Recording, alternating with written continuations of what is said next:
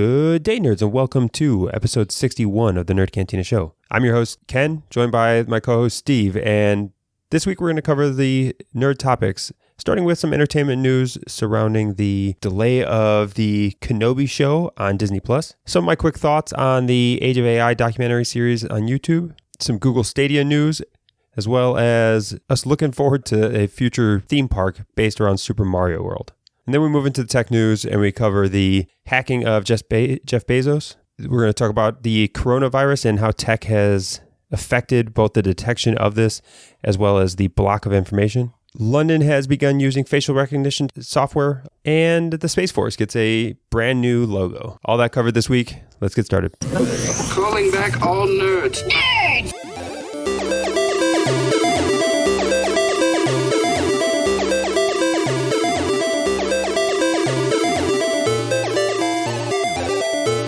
Welcome back, nerds, to episode 61 of the Nerd Cantina Show.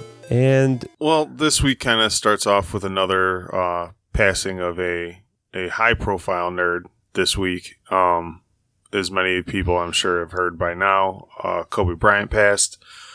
He was not just an avid basketball player, but he was a world traveler. He grew up in Italy, lived in Japan for a little bit.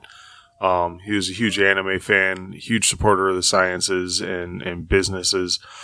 So the world lost another major nerd in our community this week, and we just want to send out our condolences to his family and all those others affected in the crash. Tough times, man. It's been some tough times over the last couple of weeks. yeah, he's, I think he's 41 years old. So it's definitely passed too soon. This is one of those instances that you got to kind of be a little ashamed to be a part of the internet with everything that happened if you weren't paying attention. Yesterday when he passed, the initial reports came out like minutes after the crash, before any information was out there.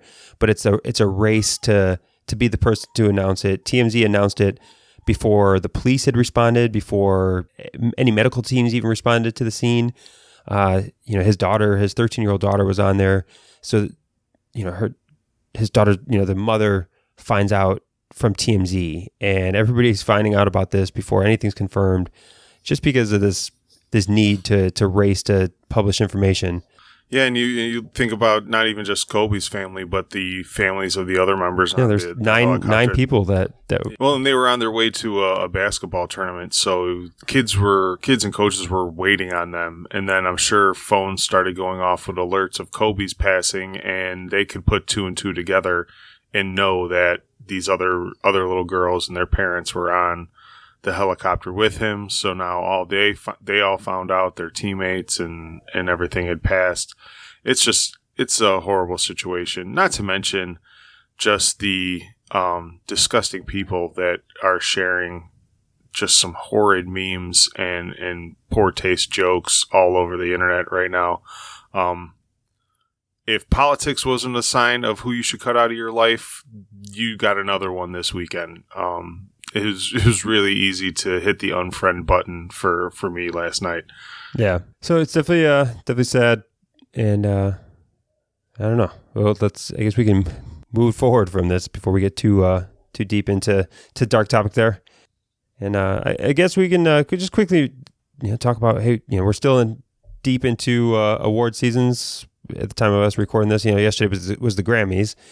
Yep. This coming weekend is Super Bowl, and the following weekend is the Oscars, and we've got a show planned to give our thoughts and predictions coming into the Oscars.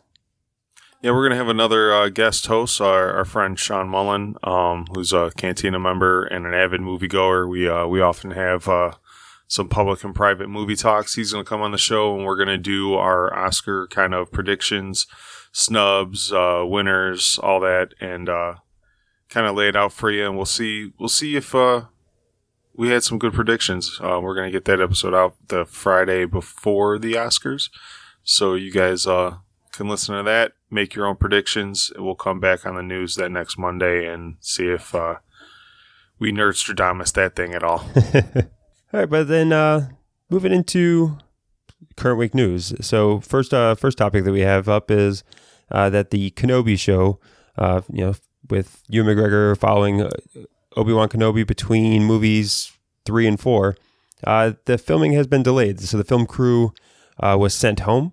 They were supposed to begin production. Film crew was sent home, and so much speculation immediately flew about this. There's so many working cogs in these things that you automatically assume the worst. I mean, Ewan McGregor, because he's on his promotional tour for Birds of Prey.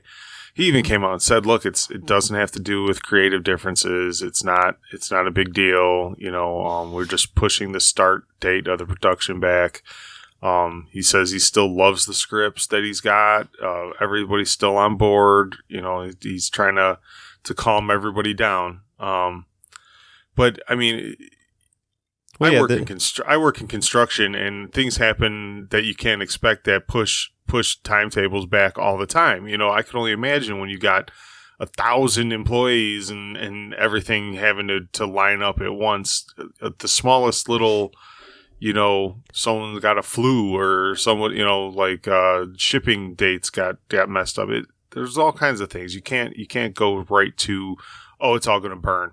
Yeah, I mean the initial reports were, people were calling for like Kathleen Kennedy's head because she supposedly had read the scripts and then like sent it back for major reworks and just said, this is completely unacceptable and I mean, you could ask for Kathleen Kennedy's head for a lot of reasons. Yeah, I was going to say you can throw her on the fire anytime you want, but not for this yet. So supposedly that was a part of the initial response, that it was just purely based off of, hey, the scripts were complete garbage and the show needed to be completely reworked. From Ewan McGregor's comments, it does sound like the scripts are being reworked to some degree. He even made a mention in the articles that were quoting him, where he talked about since the release of Episode 9, they'd seen things in the movie of Episode 9. The scripts were written before the complete release of that. They've now taken a look at kind of retooling some of the things based off of the movie release. Yeah, you figure they're going to retcon the show to try to make Episode 9 better, so you buy the Blu-ray or stream it or whatever, because that pile of dung is not going to get any better on its own. So I am wondering, like, this movie is set between 3 and 4. So what happened in Episode 9 that is making them want to rework it? And what it probably is all right, we gotta go find us some Palpatine. We've got to go link this in. They're gonna sprinkle in some Palpatine like Salt Bae. They're gonna give us some Force healing maybe in there now to make that original canon. What else are they gonna do? They're gonna maybe have him Force connect with Yoda, like Rey and fucking Kylo. Yeah, the two of them just hanging out, chilling, talking to each other, chilling, handing each other frogs. Let's fix all this shit with Kenobi and ruin a possibly good TV show because we don't know how to fucking focus group anything. Yeah, so I'm curious, but the overall, the production is delayed, but the release schedule has not been delayed, at least as of yet. I wouldn't be surprised if a month or two from now just work the grips extra hard. It's no big deal. Yeah. Hey, all you guys that sent home, you got 18-hour days in your future. Fuck them. Yeah, I don't even know if it's the grips that would suffer that. It would be more the editing production team that's going to have to crunch, and there's going to be CGI. There's going to be things that they're going to have to work into that post-production that they're going to have to do in a shorter timeline now. Oh yeah. Well, and so I'm trying to think of how many years, like, are we going to get the birth of a baby Yoda now because they're just going to try to capitalize on everything. Baby Yoda's 50 something years old. Does that fall in that timeline? I'm wondering. Like, yeah, it's I'm just, right. I mean, yeah, like, I don't know. No, like, I would say it would be longer than 50. No, yeah, it would be long. Yeah, it would be longer than 50. I'd say it'd be like 75. Yeah, I would say 75 to 90. Like, I don't know, but either way, like, I hope they don't just try to cap, like, do everything that's new in Star Wars and make it see like, oh, see, it was old though.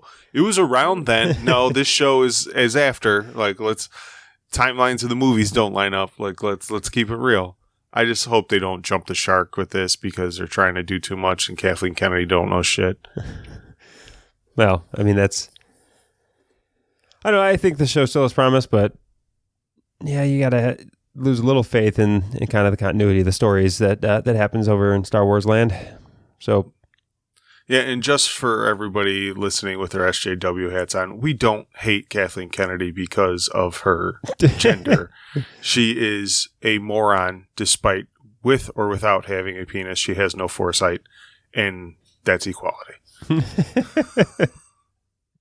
All right. Well, with that disclaimer out there, let's move on to something that I want more people to watch, solely because I've watched it and I find it fascinating, but I don't have anybody to talk to because I don't know anybody else who's actually watched the Age of AI documentary on YouTube. Yeah, I'm so busy catching up on shows and movies for the group and the website and the podcast that, like, I'm leaving this AI stuff up to you. You can drop some knowledge on me when we come to the show. And this is why I don't watch any of the movies or TV shows, because whatever time I do have, I just watch documentaries. And the Age of AI, it's narrated by Robert Downey Jr., extremely well done. Pretty kind of fascinating in a lot of the tech they're showing. Like, if you watch it and you have any question about the fact that, like, man, 50% of all jobs gone.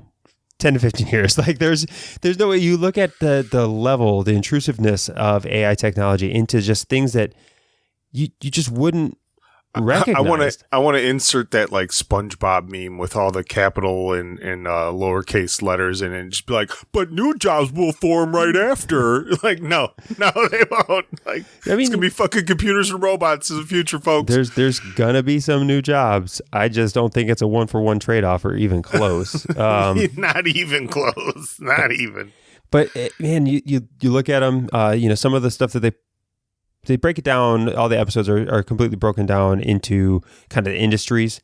So there's an episode all about the health industry and how it's drastically changing the health industry, especially in like more rural areas across the world where they don't have access to a doctor, but an AI doctor that could just take scanned images and give immediate feedback, take blood results and lab results and give immediate feedback, instead of these people traveling essentially, doing 2-day trips to get to the local hospital to maybe see a doctor, is drastically changing like health outcomes in that regard. Well, yeah, and it's gonna revolutionize the medical industry in like third world countries. Like you get a crazy virus in Uganda. Like, man, have fun trekking through the Sahara trying to get to a doctor there. If you just have small medical stations with a few laboratory equipment but internet access, the whole world has been opened up to you.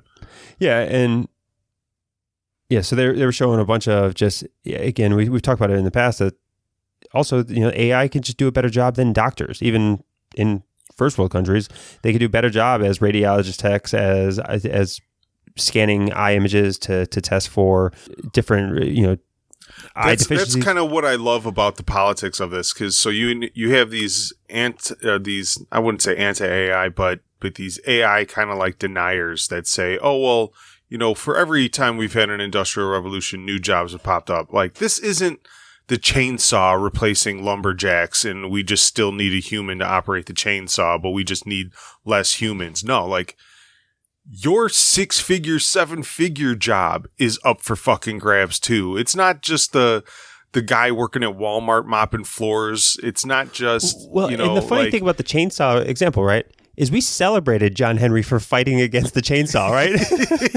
Yeah, we have songs about John Henry and Johnny Appleseed, and we celebrated John Henry going against the chainsaw. We celebrated, or it was Paul Bunyan going against the chainsaw, right? It was John Henry going against railroads machines laying railroad, and it's like we celebrated the fight against technology in order to preserve human jobs, right? And then today it's kind of like, no, we don't want to hear any of that. Just, you guys go learn to code, you go do something else.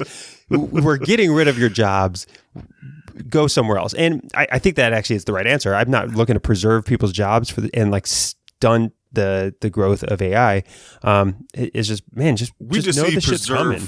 Yeah, we need to preserve quality of life as these things come by. The advancement of technology in our industries should be giving humans the freedom and the wherewithal to pursue other endeavors that are more fruitful to human advancement or to quality of life. You know, if you don't have to work 40 hours anymore to get the same production, the CEOs and the heads of these companies shouldn't be the only ones reaping these benefits. It should be society as a whole.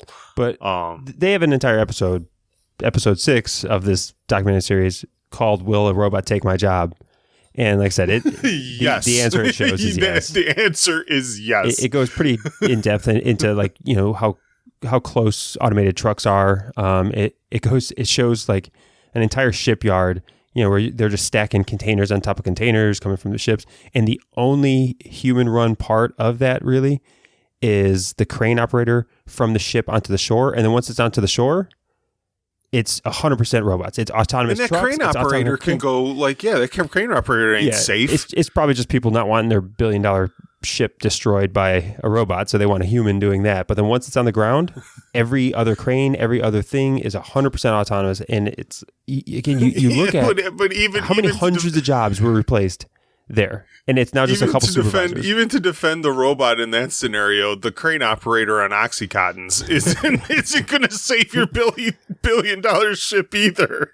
Yeah, you know, like the human. There's always plenty of room for human error in any situation. Yeah, true. That'll probably be a problem in the future as well. But they also showed a lot of other like really interesting prosthetics that are happening for amputees and you know, actual AI that's able to map brain inputs to actually have like mobile. You can close all 5 fingers of a prosthetic hand, and really like interesting stuff in that regard. And then they talk about like that same technology is what's going to be used to create exoskeletons and to not only make prosthetics for people who've lost limbs, but to just enhance our natural limbs and enhance our natural body. All of that's coming. Yeah, I laugh at people that say, you know, when the robots and AI take our jobs, just new jobs will form. And I try to ask them, like, what new jobs? What new job is going to pop up that only a human can do and that AI and a robot isn't going to figure out how to just, like, bypass us in that? And well, I can't say that now. That's just something the future is going to have to uphold. No one knew the new jobs that were going to happen in the first industrial revolution. But look, we made it through. And it was like, yeah, but the population of the world was 10 times smaller. So there wasn't 7 billion people that we needed to find resources and jobs for. It was a lot smaller then.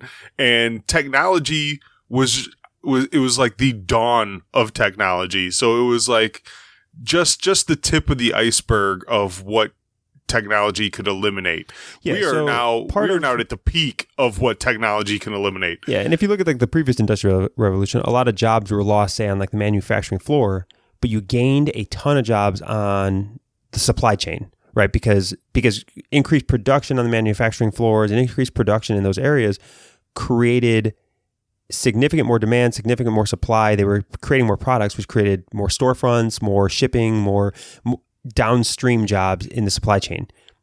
Nowadays, those downstream jobs are also automated away. Amazon is automating away the downstream shipping, the downstream, the merchandising, the actual storefronts, even the call centers to receive the orders, even the websites that are being managed fully by AI, and they're not web developers anymore. The downstream jobs that would normally get created by industrialization are also more efficiently managed by AI, by automation of some sort, whether it's AI or just general automation. And that's what I mean, is AI becomes vastly more intelligent than humans, and as robots are able to do everything that a human can do, what the fuck is what's gonna be left? Like, I just don't understand what people think are gonna be left.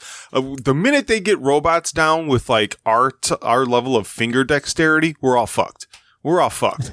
Like, that's the only thing saving my job right now, is that there's not a robot that could take that tiny ass screw and screw it underneath a kitchen cabinet. Well, and the documentary covers pretty well that we're so far away from that.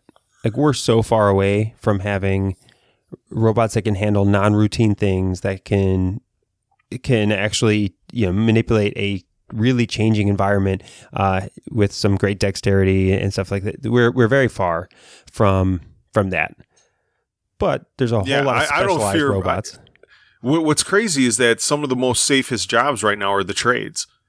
Yes. The problem solving that I have to do at my job as an electrician, same thing with like plumbers and things like that. There's no AI that can fix that right now. And they say that, we're still a long way off from that. And like I said, the finger dexterity and the being able to go in an attic and do some of the things that I have to do and weave around. There's not a robot that's going to be able to do that for a long time. So actually it's pretty funny to me that an industry that is been growingly looked down on over the last few decades is probably going to be the safest one. So as all you radiologists and brain, pharmacists, neurologists, pharmacists, all the architects, as all you big ballin' ass motherfuckers look down on my job and robots come and steal yours, I'm gonna be sitting at home with my own business, still raking in a weekly paycheck, and keep voting against UBI, guys. Love to see where this ends up for you. Not necessarily an endorsement of UBI.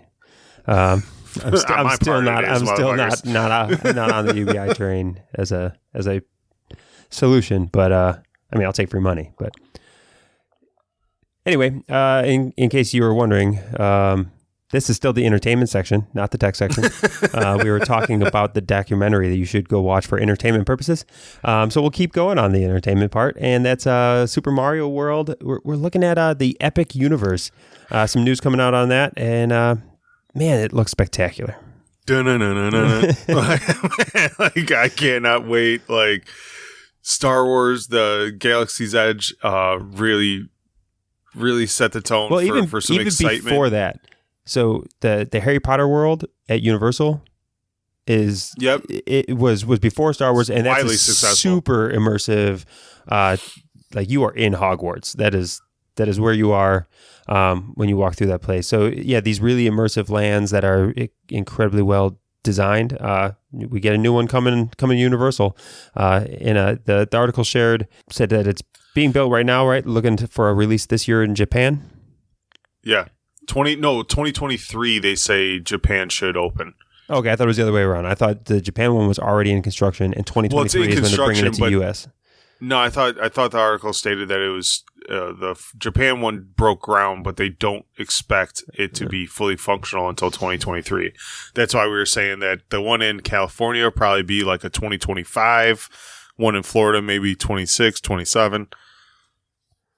Yeah. Either way, 2020's Super Mario World decade. It's going to be dope. Somewhere down the road, you are going to be able to drive a Mario Kart.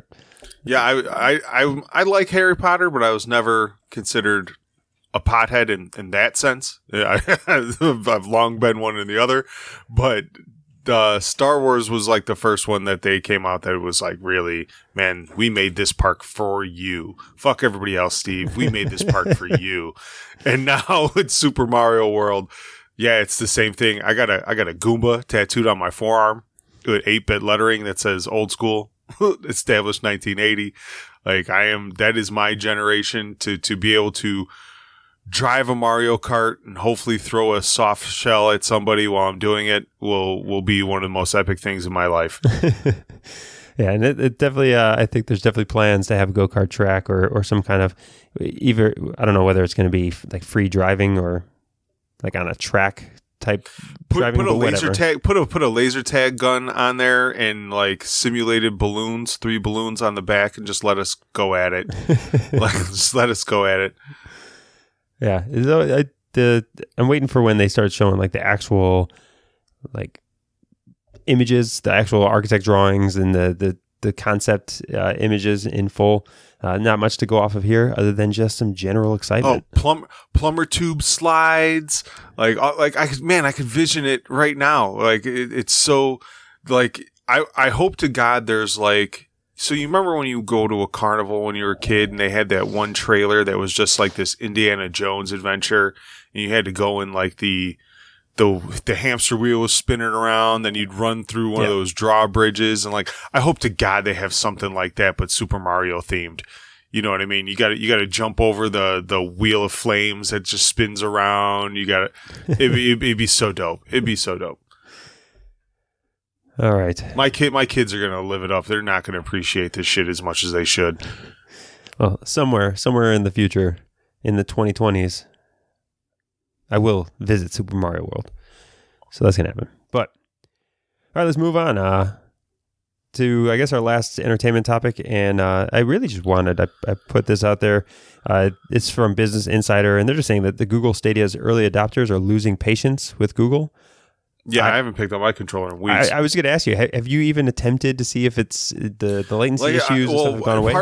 Partly it's because I won't fuck with it on the Wi-Fi anymore because it's horrid through Wi-Fi. And after they sent out that email being, well, if you're going to have Wi-Fi, have it 1 foot away from your fucking router. That you haven't tried since to see if they put some kind of patch that made it better? I have to take down my 65-inch. I have to run. I bought a internet switch so I could split my Ethernet cord upstairs.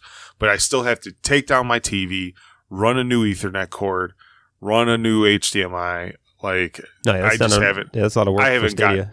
I haven't gotten all that yet. I was wondering if you even tried it on Wi-Fi just to see if maybe. No, I have tried it on Wi-Fi because a few friends have come over and I've tried to explain to them and show them the problems. And yeah, just when you're streaming a YouTube video or something, it goes blurry. It's got to buffer out and it's choppy at times.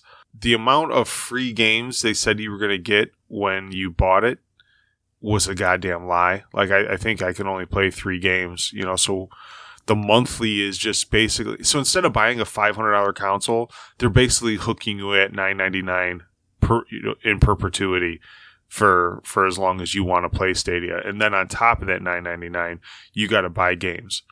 Yeah. So it's not like Game Pass where you pay, your $10 and you get a whole hundreds of games to play and all this. No, you pay $9.99 for the ability to use their servers as your console. And then after that, give us your monies. Yeah, this was supposed to be the a revolutionary thing that we wanted to actually be a part of. I already returned mine, and call it quits on Stadia, and I don't know if they survive year one. They had such a terrible release, and you got to spend $130 to buy the Premier Edition to have the minimum stuff to even get started, and that only gets you 3 months of limited play. That's not even that good in the first place. And then you got to commit more money. You got to at that point you have to decide whether you want to keep spending money on them. I don't know who's saying yes. Who's buying a $60 game for Go? And that's another thing that I brought up with Cory Doctorow when he was on the show is why am I paying $60 for this fucking game? I get no disc. I can't play it. So if I don't pay my $9.99 to you 1 month, I get locked out of every $60 game that I've ever bought. So why am I paying full price for your software when that at any point, if I miss a payment, if I forget to pay my $9.99, or I just don't have it, or my debit card expired and I haven't switched over my card, the minute that monthly subscription ends, every $60 game I just bought is now locked behind another fucking paywall for me to have to play it again. Whereas Xbox, you buy the game, you have the console, even if you don't have Xbox Live, unless it's a multimedia game, you could still play it. You could still sit at home and you could just play the game that you already spent your money on. Yeah, it's a horrible business model, I think. Yeah, it's just a horrible business model. It really is. They still stand by the fact that they're eventually going to have a free model. They're eventually going to have the ability to play Stadia for free. It doesn't exist at this point. If you're interested in trying out Stadia and you plan on switching to Verizon at some point, Verizon is giving away free Stadia Premier editions. You can at least get a free Chromecast Ultra HD and get Stadia to try. But in the end, the Stadia, I don't know who at this point in time is buying Stadias. After all the releases, after all the reviews, I don't know who's trying to jump on this dumpster fire midway through. Yeah, it's bad. So like I said, I don't think they survive year one. We'll see. it's still maybe a revolutionary way of looking at video games. And I think just somebody else is going to do it Xbox better. and PlayStation are really rolling back their cloud gaming efforts now. I think they're really happy that they still produced a Series X and a PlayStation 5. Oh, you know they have to be just ecstatic. They're sitting right now in a boardroom. They got real scared there for a minute. Like they're all playing Stadia right now in a boardroom, just laughing at the lagging issues, and just is super excited that they can continue selling discs and consoles, and they don't need to immediately jump into this cloud gaming model in order to compete. I still think their plans for having cloud gaming are still going to be there, but it's not going to be the thing they rely on. Just like how if you buy a Series X, it can play cloud gaming, but the Series X is like your at-home server, so it doesn't lag and this and that. Like, I think they're still going to give you the option to play anywhere. So Xbox is already kind of on that way. You can play on your laptop, you can play on your PC, most games that you have for Xbox. So I do see them pivoting to a play on anything model, but it's not going to be their flagship, right? It's going to be like, look, if you want the best quality gaming, play on your console at home. But if you just can't get away from your Minecraft, here, play on your phone, play on this, play on that, play on that. Just know that it's not going to be as good as when you're on a console. Yeah. And it, Google's whole thing is it's seamless. It's just like playing on Xbox. Not so much, buddy. Not so much. Well, all right. I think let's come out of our entertainment time and jump back into tech as we've got a couple topics from this week's news. First one is one that I found really kind of a fascinating story. We do love to talk about these hacks and the exploitation of tech, and this first one being Jeff Bezos getting hacked. Not just getting hacked, but getting hacked by the Saudi crown prince. So it's not like and like, let me make this clear. It's not like the Saudi crown prince said, hey, you in my tech division hack Jeff Bezos' phone. Like, this is the actual crown prince typing on keys, doing things himself. Like, so I mean, he just watched Mr. Robot. He finally killed the series. He got all gung ho on some shit, and yeah, he's like, I got Bezos' phone number. Let's see if I can't hack his phone. So it's actually a really kind of crazy story that I'd like to recap here, because Jeff Bezos obviously is the CEO of Amazon, filthy rich, also the owner of the Washington Post newspaper. So Khashoggi. So it does. So it does tie in. So it's really interesting in the sense that, so in 2016, Khashoggi starts becoming an issue for MBS, Mohammed bin Salman, the crown prince. In 2016, he actually is Khashoggi journalist. He was in like Washington think tanks for Washington Post and things like that. Washington Post publishes Khashoggi's first column in September of 2017, and then in late 2017, November 2017, is when Bezos and MBS started talking, because Saudi Arabia was purchasing some Amazon tech. They purchase it, they become a relationship, they share each other's phone numbers, and they start talking to each other through WhatsApp. And then it ended up being I'm trying to find the date, but it was, Khashoggi keeps publishing different articles and everything else. And eventually, in April of 2018, so this isn't like recent, this happened in April of 2018, Khashoggi shared a video through WhatsApp, an MP4. I'm just going to assume it's some kind of cat video. Why not? And he opens up the video, and then immediately 29,000 times a normal data rate coming out of a cell phone started being transmitted out of his phone, but not noticed for quite some time. It was over 6 gigabytes of data over a period of months that were transmitted out of Bezos' phone. You can infer yourself whether the Khashoggi and the later, we now know that the Saudi Arabia... Didn't Bezos have like a dick pic leaked? So yes, so all of that, right? So, This goes into it. This goes into it later because yes, at the same time that this hack is happening, the divorce starts to happen between Bezos because of leaked text messages to his mistress, were identified by his wife, and while like they were still in talks about getting a divorce before anything was public, while there was just like some mediated talks taking place between Bezos and his wife, MBS sends a meme of the picture of his mistress to Bezos in WhatsApp, is still talking to Bezos and is sending him memes of his mistress, like throwing it in his face that he's got dude's shit. And like, we could all put our tinfoil hats on right now and just say that the Saudi crown prince didn't like Bezos and orchestrated his divorce so he'd lose. Like, man, it was the most high profile and costly divorces since Paul McCartney. Like, dude lost hundreds of billions of dollars during that divorce. Like, talk about punching someone in the dick, right? Like, this is either the most petty thing I've ever seen on the entire globe, or just crazy coincidence. Yeah, so and then in the end, in 2018, Khashoggi is killed by Saudi government officials, and again, he was a Washington Post columnist, hacked by Bezos. Bezos' hacked information goes out, which causes him to lose a significant amount of wealth. He was kind of almost taunted by MBS via WhatsApp, and yeah, it's just a really crazy story. And you don't know like how this all plays out because our president isn't a fan of Trump either, and we have a buddy relationship with Saudi Arabia that is very murky, to say the least.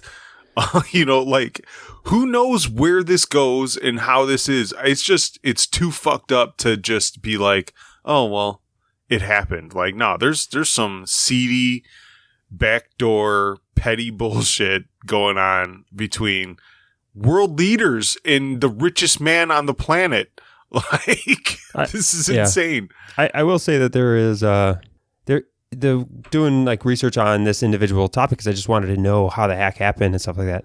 Apparently, I don't have WhatsApp.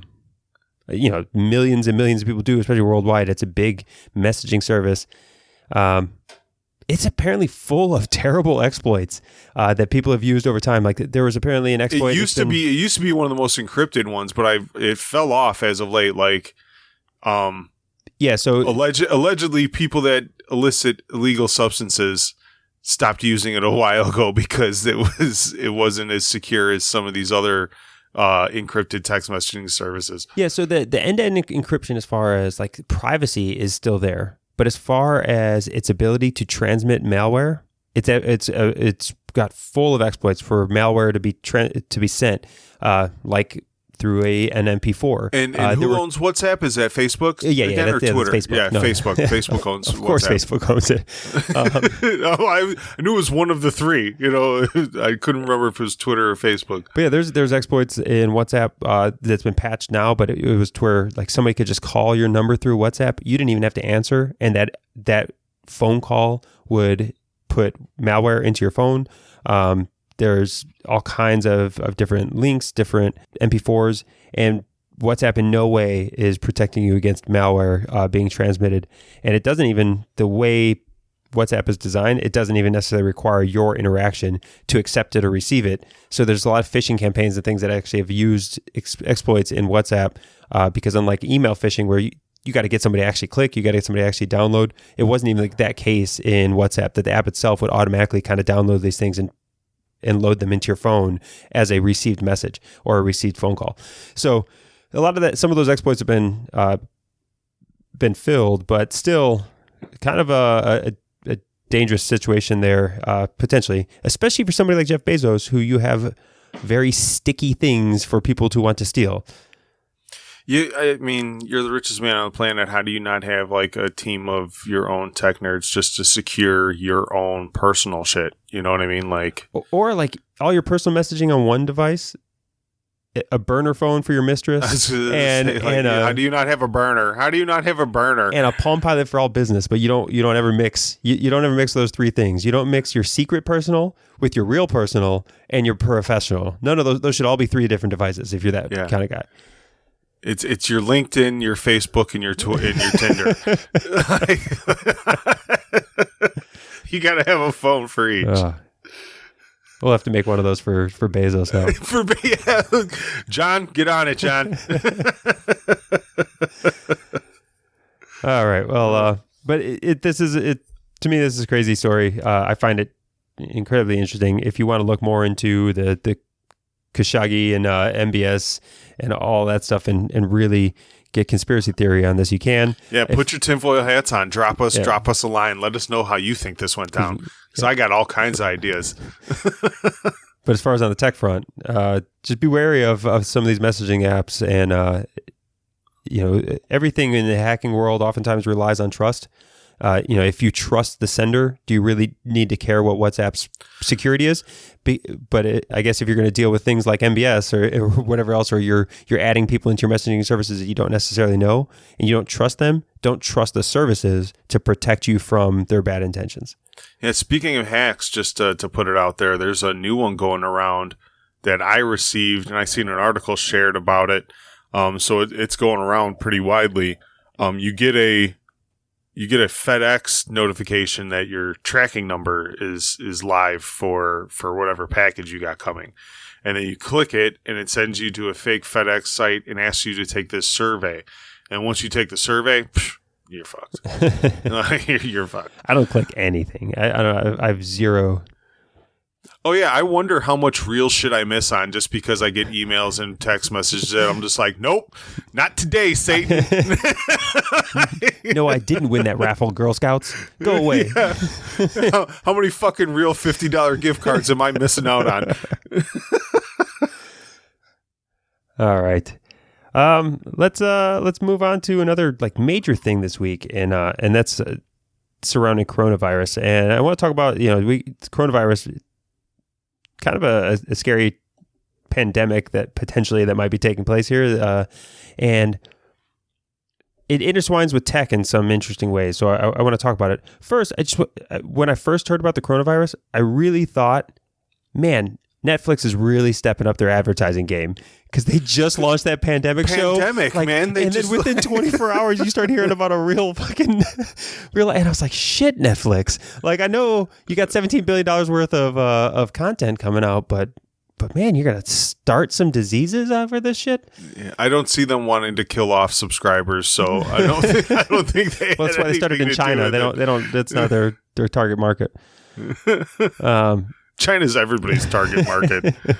But yeah, so the coronavirus, obviously, I think as of last night, I want to say there were up to 80 deaths. As of last night, 2,700 people that are and it's in Chicago. There's an actual diagnosed case 20 miles from my fucking house. Makes me feel really great. Same in Los Angeles. My daughter just got the flu. As well. So it's potentially scary right now. As of last night, there's 2,700 total cases. Only 29 cases exist out of China, and 26 of those 29 traveled through Wuhan. So there isn't a massive outbreak of people who've never been to China that are now getting it. I think that's the telling sign of when this is snowballing out of control, is when people who've never stepped foot in China at some significant rate start transmitting this all over the place.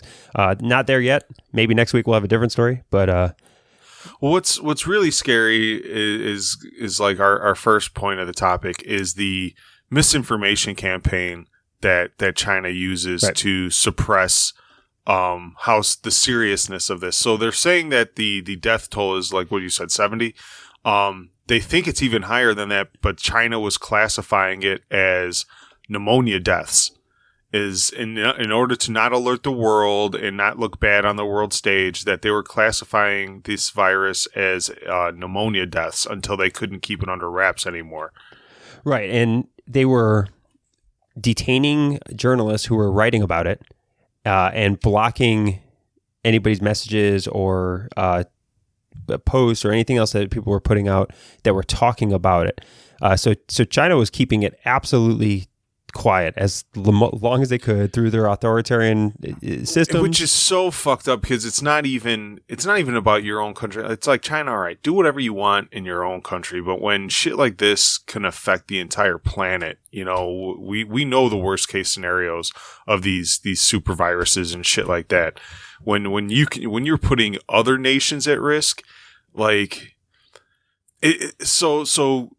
And to touch a little bit back on the story we just talked, at what point do we consider these things acts of aggression on our nation? So head of Saudi Crown Prince hacks our richest man in our country and one of the biggest companies that provide jobs in our country and whatnot.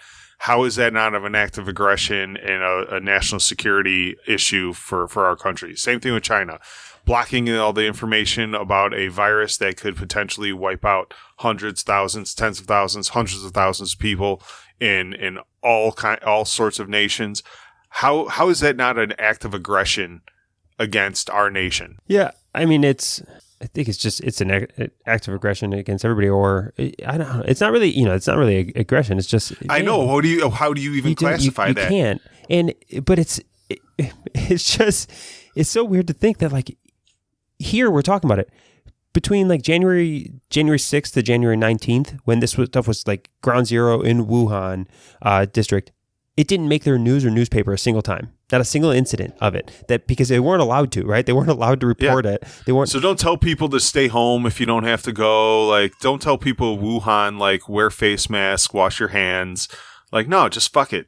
Like, it'll go away. And not to mention, it's still good. There were foreign travelers coming through Wuhan district, and that's how it then spreads everywhere else. But you weren't. It is. Yeah, no travel ban. No, nothing. Like, and that's what I mean. Yeah, like, at what point does their irresponsibility and their secrecy become detrimental to this health and safety on a global scale? And what reaction should other nations have against that? Like you just put the world's citizens at a giant health risk, because you don't want to look bad, or because you're so keen on having order in your own country that you say fuck everybody else. That how is a nation, not just the United States, but every other fucking nation on the planet, how do we handle a bad player on the world stage? Yeah, well, I mean, I guess part of the ways to get ahead of these things is just to detect it better, and that's where like the next story comes from, is that AI being a part of epidemiology. And this is the good parts of AI is it does a far better job of aggregating data and analyzing data than a human being ever could. And what we saw is that the early warning for this really came from World Health Organization epidemiologists that study these things, and they saw out of normal trends, pneumonias taking place there, and that triggered their understanding and investigation into what is actually happening. That's how it's with them, and that's with them blocking the information. So AI could just look at data. They don't need the government to come out and say anything if they're actually just pulling basic health data, basic health trends that are taking place. We didn't necessarily talk about it before. We didn't even have a podcast back when like the Zika virus was a huge thing. But like ground zero for where the Zika virus was coming from was identified by a company, Blue Dot, which used AI to aggregate all the data and figure out where the location was. Like there's some absolute great medical advances in the realm of AI and its use in these applications. Yeah, that's the thing is I mean, some may think that because of identifying some of the problems that are going to arise with AI, that we may look at AI as a negative. Like, no, it's going to be a net positive. AI is going to save lives. AI is going to make lives easier, and the human race will greatly benefit from AI. But we shouldn't ignore the fallout, I guess you would call it, from this ramping up of artificial intelligence. Yeah, so we'll see where this story for coronavirus goes, and you've got a case, in your backyard. I got a case, 2 hours away. So some of these few cases that are outside of China are are in our realms of spread, I guess.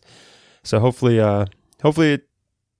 it gets under control. There's no shortage of efforts put in. There's a bunch of like robot doctors. They've shown like pictures of the treatment that the people who have it now in the quarantine. They and it's built literally they built a 1,000-bed hospital in like 3 days. Yeah, I mean, China's nuts. That shit was insane. Yeah, don't ever sleep on what China can actually accomplish through through their authoritarian regimes there.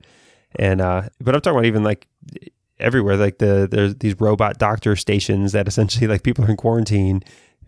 Nurses, nobody even needs to interact with these people. Yeah, you can do everything through automated iPads on Segway robots. Right? And just hooked up to monitoring devices and an iPad. That's your doctor.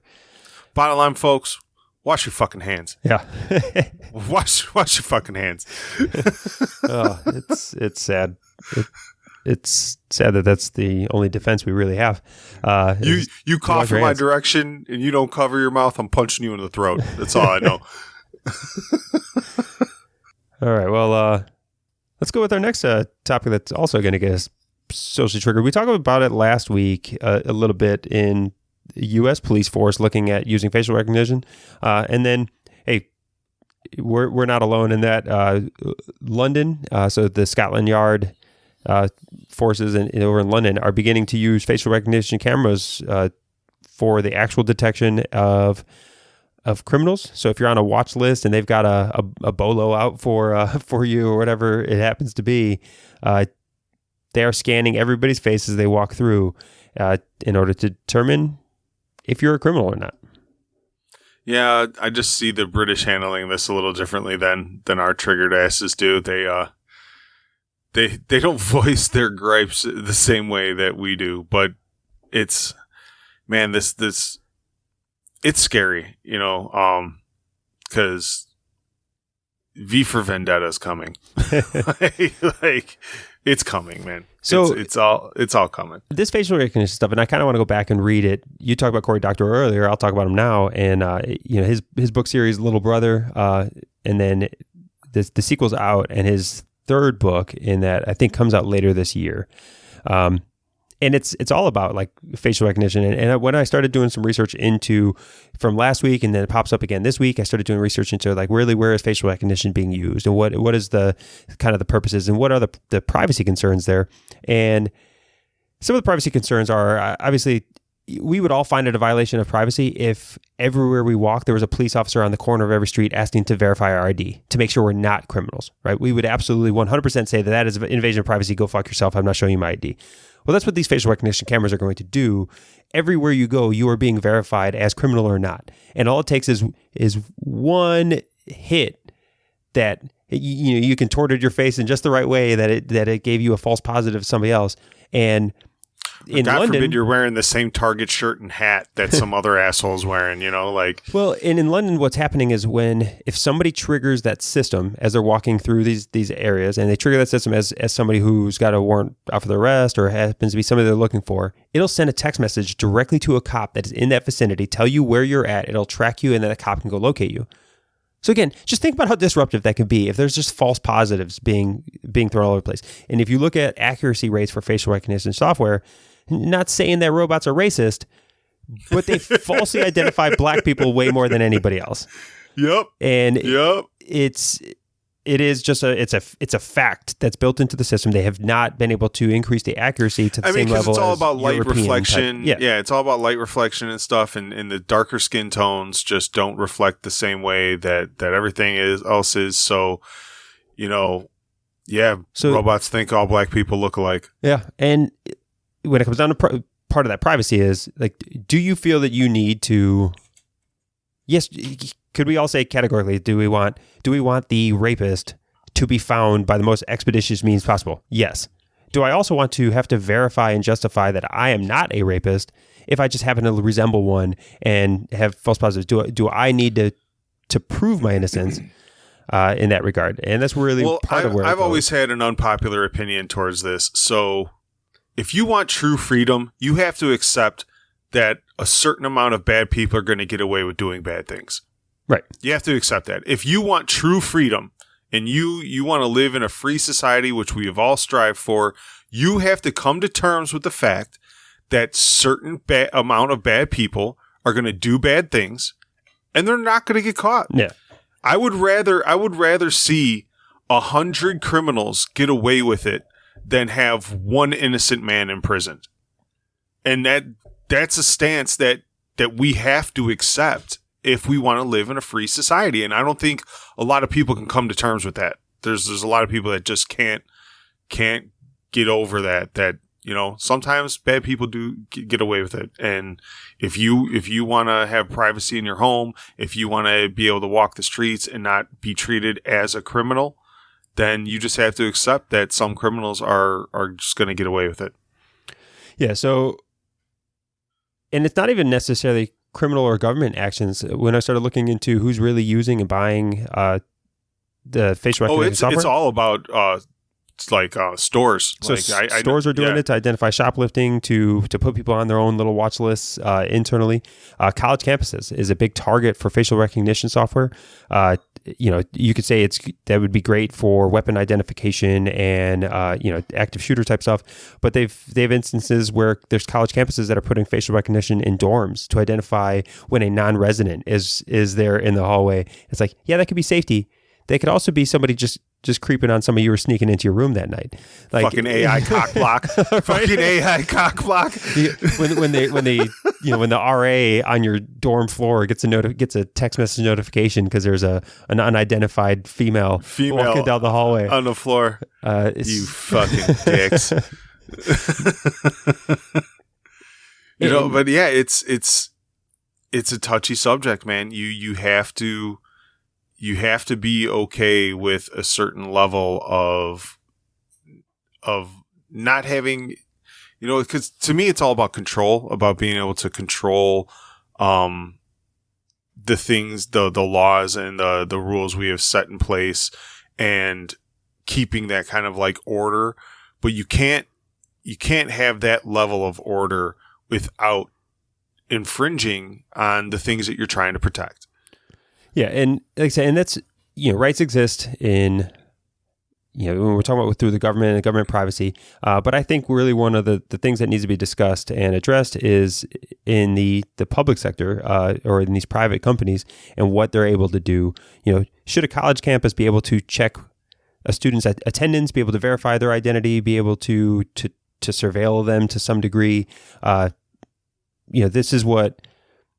Again, that book, Little Brother, if I urge people to pick it up, especially if you like kind of dystopian type science fiction. Cory Doctorow does a great job. But the whole book is based around, like, you know, kids walk down the hallway and you're tracked at all times. You're surveilled at all times. They know whether you're in class or not based off of facial recognition.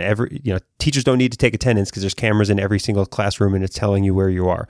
College campuses actually, there are college campuses that are doing that right now. That are actually using facial recognition to determine attendance, to determine who are actual students on campus, who are the visitors on campus right now.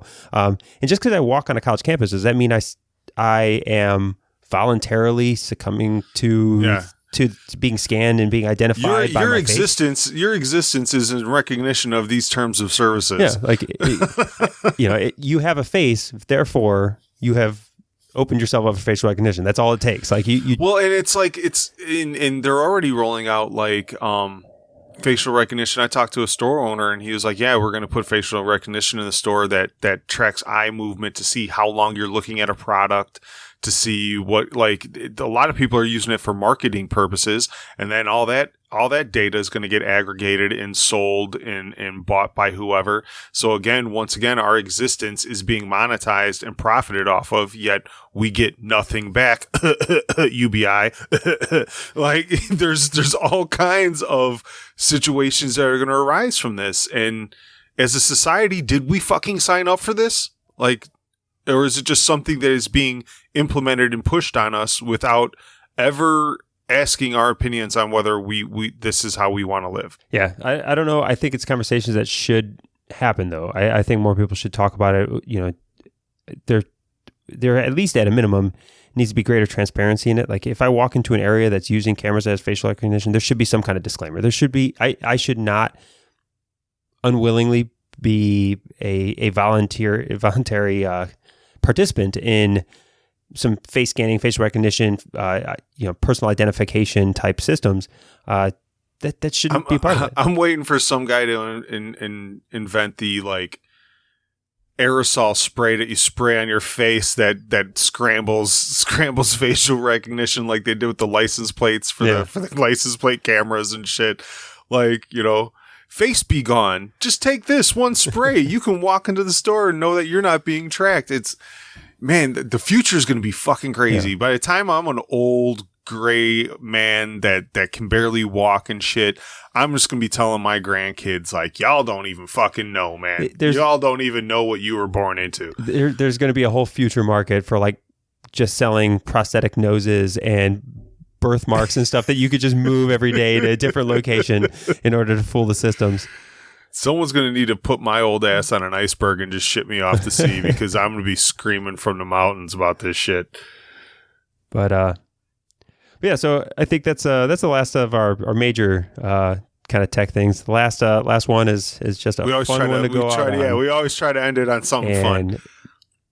We had a great little conversation about it in the Cantina group, and that is the Space Force new logo coming out. And yeah, it looked quite familiar.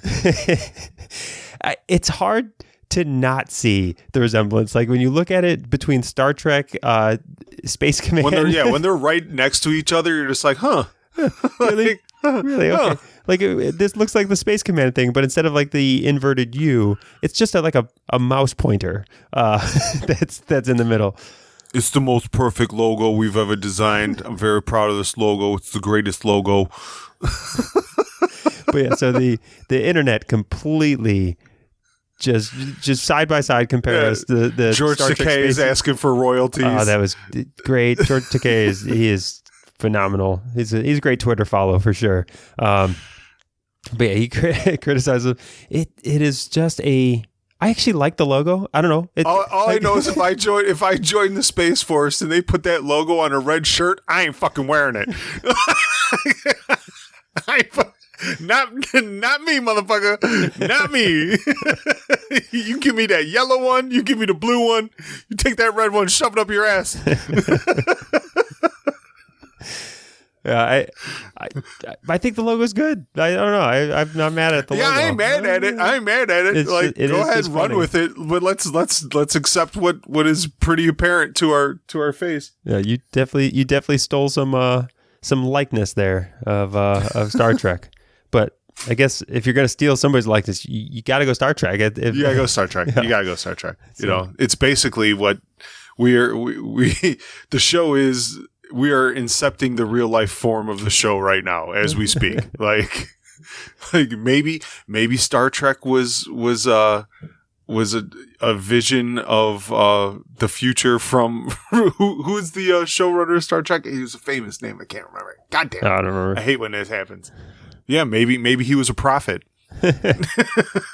Or the person that they asked to design the logo was just some maybe oblivious person who just had no idea what to do. He had a deadline to hit, and he just did a quick Google search on space logos, and he's like, "Oh, that one looks all right. I can make a quick change to that. Nobody will notice." Yeah, just for trademark purposes, we're gonna do away with the Starfleet ship, and we're gonna put in the asteroids ship. Yeah, we're gonna change the color background a little bit. Just enough to not have to adhere to trademark law. We're going to change the constellations of stars that are in the background, but we're going to keep stars in the background, of course. I'm waiting for Neil deGrasse Tyson to come out and say those are bullshit. But yeah, it's great. Everything around the Space Force has been gold so far. It's gold, Jerry. It's gold. But that's it. That's it for this week. So that's the end of episode 61 of the Nerd Cantina Show. Thanks again for listening, and I will continue to always plug getting into the Facebook group over at thenerdcantina.com/community, which will route you there, or just search for the Nerd Cantina in Facebook. It's a great time, and we've had some recent guests come on and say how much fun it is. It's not just us. It's not just us tooting our own horn. There's a lot of people in there that really enjoy it. You guys should join up. Even if you're just a fly on the wall, you never post anything. There's a lot of fun conversation that goes on in there. There's some hateful places on the internet we haven't found it in our group yet. It hasn't been leaked into the Nerd Cantina group, and we're going to closely moderate it so it doesn't. So it's just a good time for fellow nerds to share articles, memes, or whatever happens to interest you. And like we said, we have some. We're working diligently on our email list. We have a few interviews kind of working their way together that we're going to schedule up. C2E2 is on its way. I got my press pass ready. We're going to have some really good content over the next few weeks and months coming up. So make sure you stay tuned. Again, join the community. Can't say enough that you can go to Patreon and give us $1. We're going to try to get some more exclusive content on there. And, for those listening, thanks again. Always, we appreciate the support and everything you guys do to keep the cantina going and give us the motivation to get up early on Monday mornings and do these shows while I have extreme bedhead. All right. Well, thanks again, nerds, and talk to you next week.